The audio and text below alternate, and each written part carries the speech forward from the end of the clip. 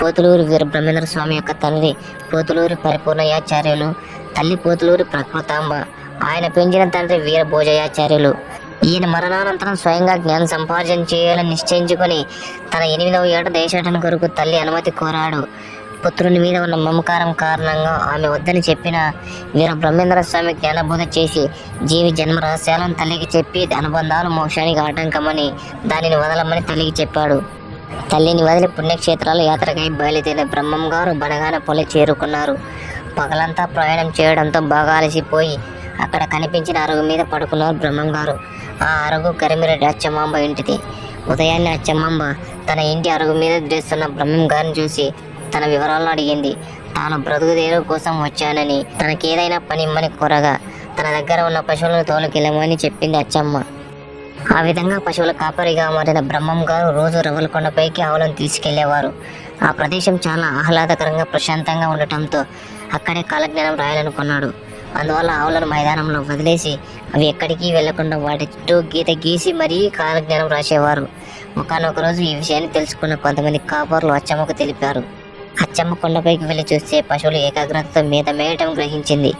గుహలోకి వెళ్లి చూస్తే బ్రహ్మం గారు ధ్యాన ముద్రలో ఉంటూ ఆకుల మీద కాలజ్ఞానం రాస్తూ కనిపించారు. అది చూసిన అచ్చమాంబ ఆయన్ను ఒక జ్ఞానిగా భావించింది. తాను ఇన్నాళ్ళు సేవలు చేయించుకుంది ఒక జ్ఞానితోనా అని బాధపడిన అచ్చమ్మ స్వామివారిని క్షమించమని కోరింది. ఇంకా జ్ఞానబోధ చేయమని కోరింది.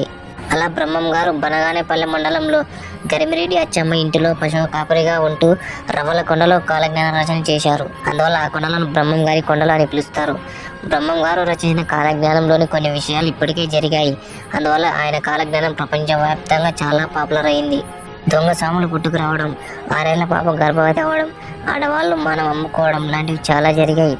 అయితే బ్రహ్మం గారు చెప్పిన భవిష్యత్తులో జరగబోయే మరికొన్ని విషయాలను ఇప్పుడు తెలుసుకుందాం. దేవి శక్తిపీఠాలలో ఒకటైన అలంపూర్ జోగులాంబ శక్తిపీఠం మహబూబ్ నగర్ జిల్లాలో ఉంది. అయితే ఈ అమ్మవారి కళ్ళ నుంచి నీరు మరియు స్తనాల నుంచి పాలు కారుతాయని చెప్పారు. కర్నూలు జిల్లాలో యాగంటి ప్రసిద్ధ పుణ్యక్షేత్రం ఉంది.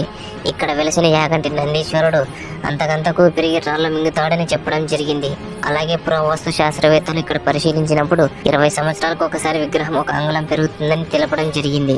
2028 సంవత్సరం నాటికి భారతదేశం ప్రపంచంలోనే అగ్రదేశంగా నిలుస్తుందని కాలజ్ఞానం ద్వారా తెలుస్తుంది. 2050 సంవత్సరం నాటికి ప్రతి మనిషి ఏదో ఒక జబ్బు బారిన పడి కొట్టుమిట్టాడుతుంటాడు. శ్రీశైలంలో వెలసిన శివుడు భక్తులతో మాట్లాడుతాడని కూడా బ్రహ్మం గారి కాలజ్ఞానం చెబుతుంది. ఆవు కడుపులో మనిషి జన్మిస్తుందని కూడా ఆయన తన కాలజ్ఞానంలో రాశారు. పంచాంగాలు పూర్తిగా గాడి తప్పుతాయని కూడా ఉంది. వేశ్యల వలన ప్రజలు భయంకర రోగాలకు గురవుతారు. మనుషులు వాయు వరుసలు లేకుండా ప్రవర్తిస్తారు. వారికి డబ్బే ప్రధానమవుతుంది. చిత్ర విచిత్రమైన యంత్రాలు వస్తాయి, కానీ చావు పుట్టుకలు మాత్రం ఎవ్వరూ కనిపెట్టలేరు. సృష్టిని మార్చడానికి అనేక ప్రయత్నాలు చేస్తారు, కానీ చివరికి మట్టిలోనే కలిసిపోతారు. వీడియో నచ్చినట్లయితే లైక్ చేసి షేర్ చేయండి. Thanks for watching.